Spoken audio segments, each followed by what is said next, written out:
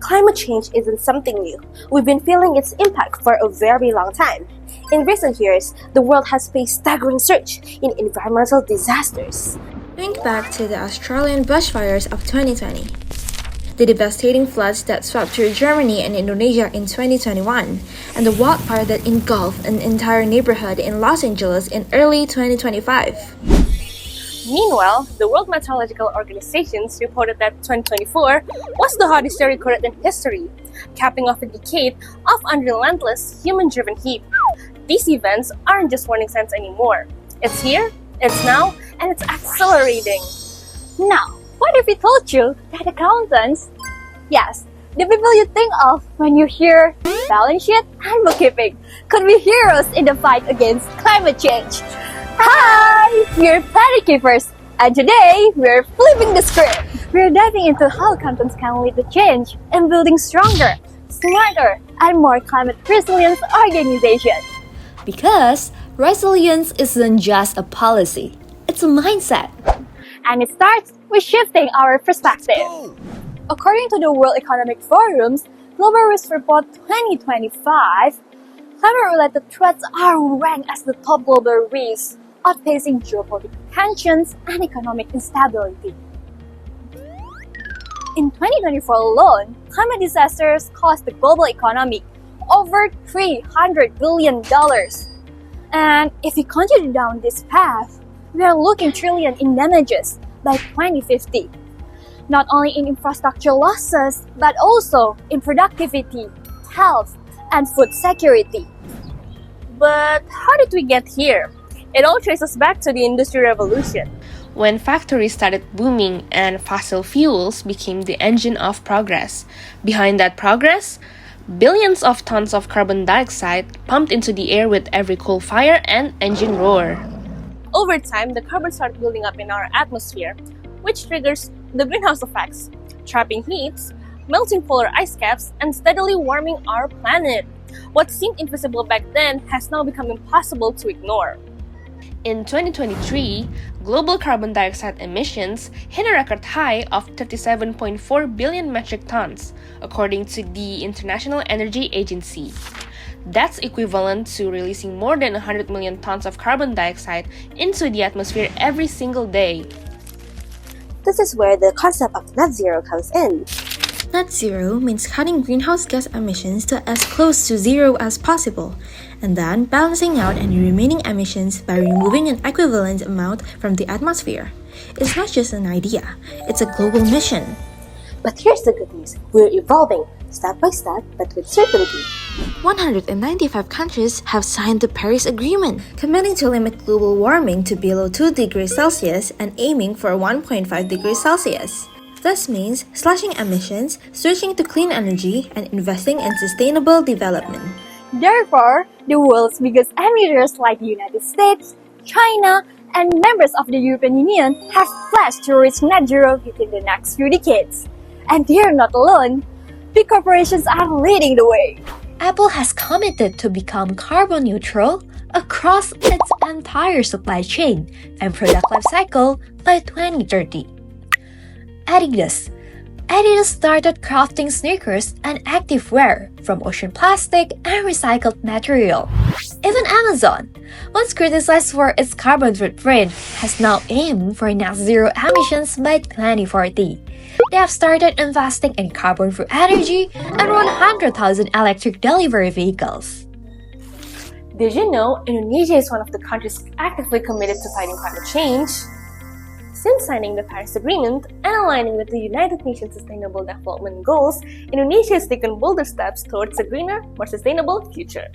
But Jakarta, the beating heart of the nation, is in crisis. It's one of the fastest sinking cities in the world, battling overpopulations, traffic, and rising sea levels. This brings us to one of Indonesia's boldest moves yet, relocating its capital to a new city, Nusantara. But is it really sustainable? The development process hasn't come without environmental costs. Reports have shown deforestation, threats to biodiversity, and disruption to local communities. Even though the vision is visionary, it needs tighter regulation for the environment. Back in Jakarta, one of the solutions already in place is ganjil genap, or odd-even license plate rule. On certain routes and specific hours, only cars with odd or even number plate can pass, depending on the specific date. This policy has helped reduce emissions and push more people to use public transport, contributing to cleaner air and supporting SDG 11 and 13. With Presidential Regulation Number 55 of 2019, the government laid out a national roadmap for EV adoption. Now in 2023, subsidies for electric motorcycles were introduced. It is up to 7 million rupiahs per unit. Interesting, isn't it? Electricity provider, along with private companies, are rolling out charging stations across cities. And thanks to its massive nickel reserves, Indonesia is also going to build battery factories with major global investors like Hyundai and LG.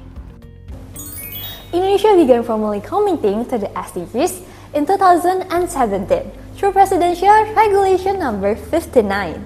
Since then, sustainability has been integrated into national planning, from infrastructure to energy, and even into village development programs. There's already real progress. The measurable SDGs are already on track or already achieved. Indonesia is walking a long road to sustainability, one policy, one project, and one step at a time. Now that we have seen how Indonesia is tackling climate change, let's have a quick look how other nations are stepping up. Starting in Europe, Germany stands out as a global leader in renewable energy. With a strong focus on wind and solar power, sustainability is deeply embedded in the country's national strategy.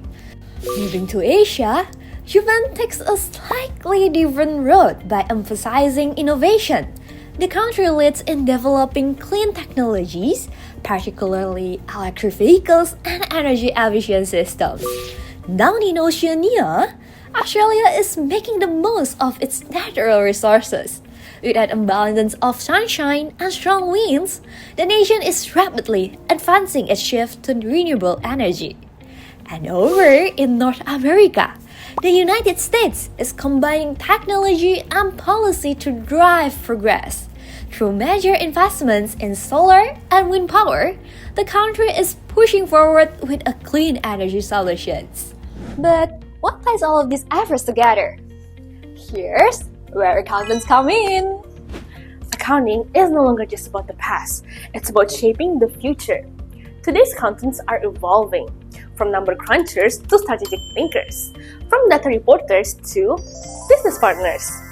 Trusted advisors who see the big picture, start to finish. This is where we come in. We identify the threats: flooding, extreme heat, and rising carbon taxes. We identify the scenarios. What if these happen? What's the impacts on assets, operations, and the bottom line? Here, collaboration matters.